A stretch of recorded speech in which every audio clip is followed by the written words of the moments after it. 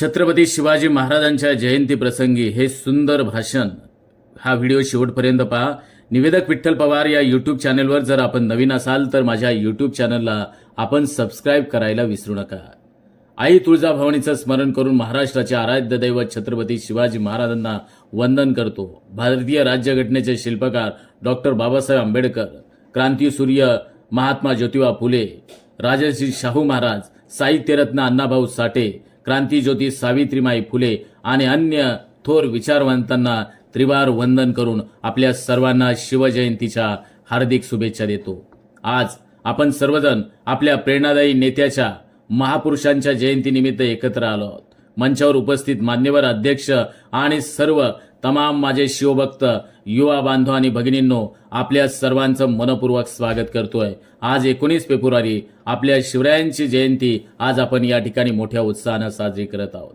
हिंदू भूमी ही तुम्हा कारणे हा जन्म न जाई वाया, कोटी कोटी प्रणाम आमचा तुम्हास प्रभू शिवराया, तुम्हास प्रभू शिवराया। छत्रपती शिवाजी महाराज हे आमचे दैवत आहे। वयाच्या 16 वर्षी हिंदवी स्वराज्य निर्मिती करणारे शिवराय आणि तदनंतर 350 वर्ष जगणारे आम्ही पूर्वज त्यांचे मावळे।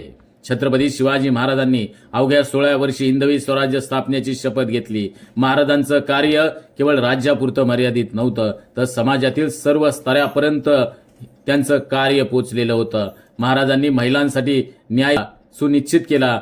एकदा रांजेगावच्या पाटलाने एका महिलेवर अन्याय करण्याचा प्रयत्न केला, तेव्हा महाराजांनी त्याला शिक्षेसाठी चौकात उभं केलं आणि त्याचे हात पाय तोडण्याचा हुकूम दिला। त्यामुळे त्या काळात महिलांवर अन्याय होणं दूरच राहिलं। आज मात्र महिलांवर अत्याचार, शोषण सुरू आहे।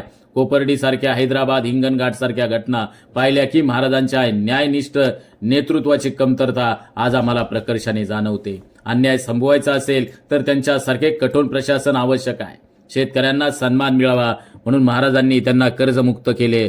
शेतकऱ्यांच्या बाजीच्या देठालाही हात लावू नका असं त्यांनी शिकवले। आज शेतकऱ्यांसाठी कर्जमाफीच्या घोषणा होतात, परंतु आत्महत्या थांबत नाही। खऱ्या अर्थानं महाराजांसारखी कर्जमुक्तीची धोरणं लागू करावी लागतील।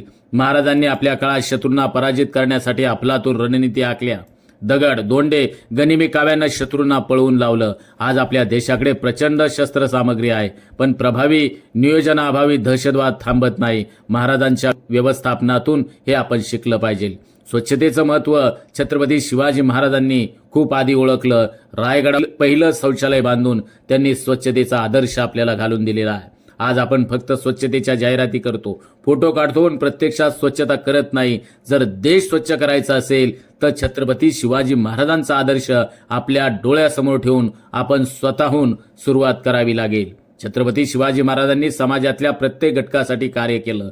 महिलांचं संरक्षण, शेतकऱ्यांची कर्जमुक्ती आणि दहशतवादाविरोधी लढा आणि स्वच्छता यासारख्या अनेक क्षेत्रात त्यांनी खऱ्या अर्थानं नेतृत्व दिलं।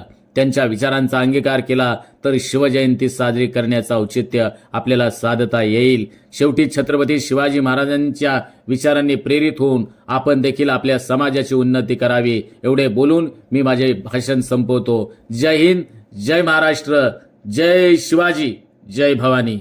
आमच्या चॅनलवर नवीन असाल तर सबस्क्राइब बटनावर क्लिक करा आणि बेल आयकॉन प्रेस करा।